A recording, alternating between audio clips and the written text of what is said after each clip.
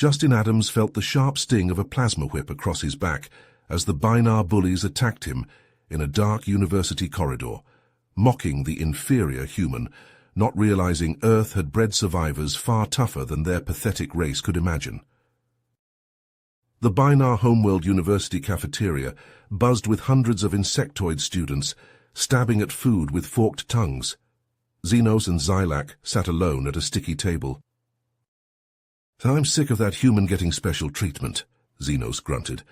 "Private dorm room, advanced classes, why?" "You don't know?" Xylac put down his meal, bits of meat glistening on his mandibles. "Humans weren't uplifted, they made it to the stars alone." Xenos scoffed. "Without Galactic Council meddling? No primitive monkeys could do that." They fought through wars, famines and plagues on a dying world. Natural selection made them strong. Fine, they're a little tough, but why is Justin treated like a prince? His grandfather was the first human to meet aliens. He's practically royalty.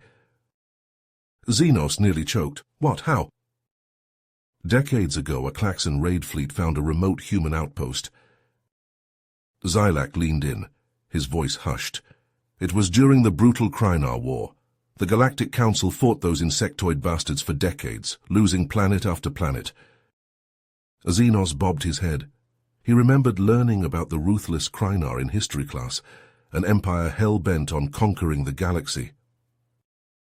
"The Council was this close to surrender." Xylac held up two claws, nearly touching. "Then out of nowhere, this human ship shows up. The ISS Prometheus." "Never heard of it," Xenos said. It was like nothing anyone had seen before. Massive, armed to the teeth, the Prometheus had guns that tore through Krynar shields like they were made of glass. Xenos's antennae perked up. "Seriously? I thought Krynar shields were impenetrable." Xylac grinned, revealing rows of pointed teeth. "Not to the humans. Their crew fought like demons, smarter and more savage than the Krynar could handle." "So what happened?" Xenos asked, fully engrossed. "Commander Adams turned the whole war around. They wiped out entire Krynar fleets, freed planets, even captured the damn Krynar Emperor alive." Xylac pounded a fist on the table. "In 1 year, the humans had the Krynar Empire on its knees, begging for mercy. The Galactic Council was saved, all thanks to Adams and his crew." Xenos shook his head in awe. "I never knew humans had that kind of power. But what's that got to do with Justin?" "Justin's not just Commander Adams' grandson," Xylac said. "Word is he's a prodigy himself. Aced the entrance exams, scored higher than any Binar ever." Xenos's eyes went wide as the implications sunk in. No wonder the university treated Justin like royalty.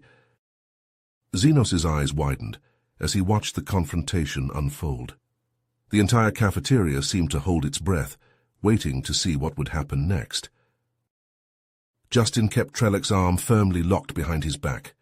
Trellick struggled against the human's grip, his face contorted in a mixture of pain and humiliation. "Let go of me, you filthy primate," Trellick hissed through clenched mandibles.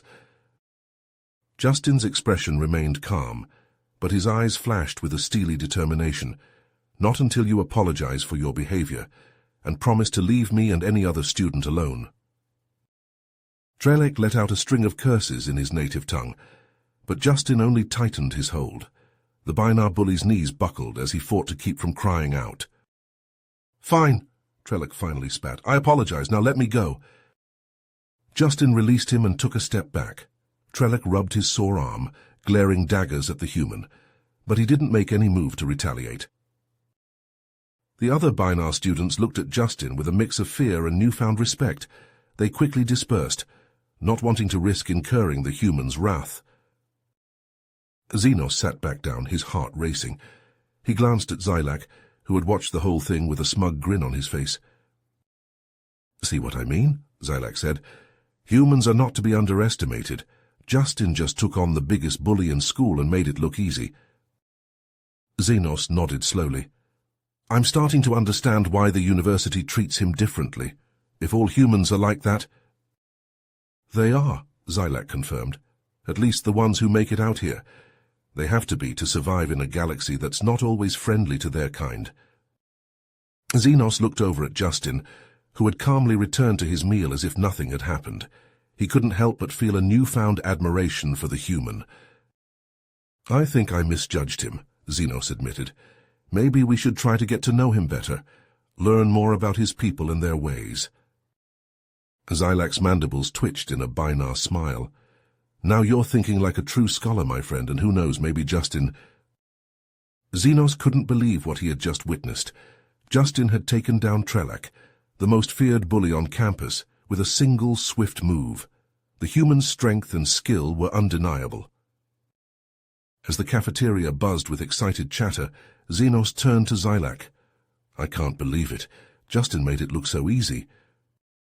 Xylac nodded, his mandibles twitching with amusement. "I told you humans are full of surprises.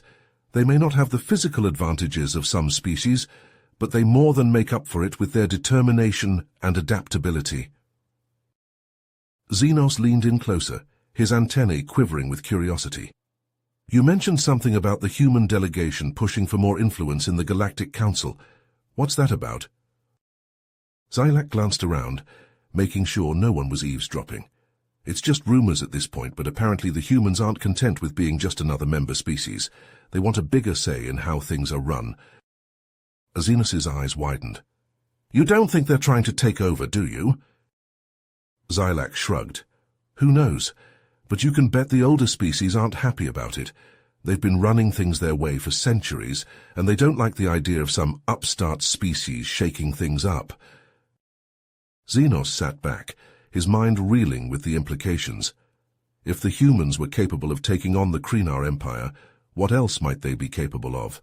And what would it mean for the rest of the galaxy if they started flexing their political muscle? "I guess we'll just have to wait and see," Xenos said, his voice tinged with uncertainty. Xylac nodded, his eyes gleaming with a mix of excitement and apprehension. "One thing's for sure, my friend. With the humans around, things are never going to be boring." Across the cafeteria, Justin had returned to his seat, seemingly unfazed by the confrontation. He calmly resumed eating his lunch, as if taking down the biggest bully on campus was just another day in the life of a human. But Xenos couldn't shake the feeling that this was just the beginning.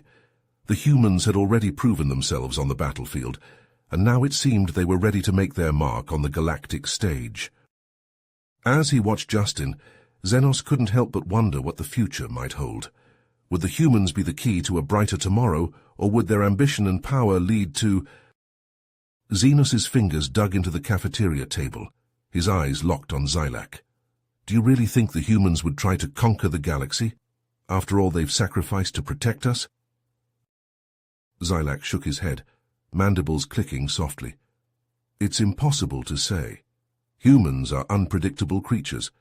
History shows they're capable of both incredible selflessness and terrible violence. You never know which side you'll encounter." As if summoned, Justin strode up to their table, an easy grin on his face. "Hey guys, room for one more?" Xenos and Xylac glanced at each other before nodding, scooting over to make space. Justin slid into the seat, but his smile faltered as he registered their guarded expressions. "Everything all right? You two look spooked." Xenos shifted, struggling to find the right words. "We were discussing the rumors, about humans angling for more control in the Galactic Council." Justin exhaled heavily, shoulders sagging. "I was worried this would come up, I'll be straight with you.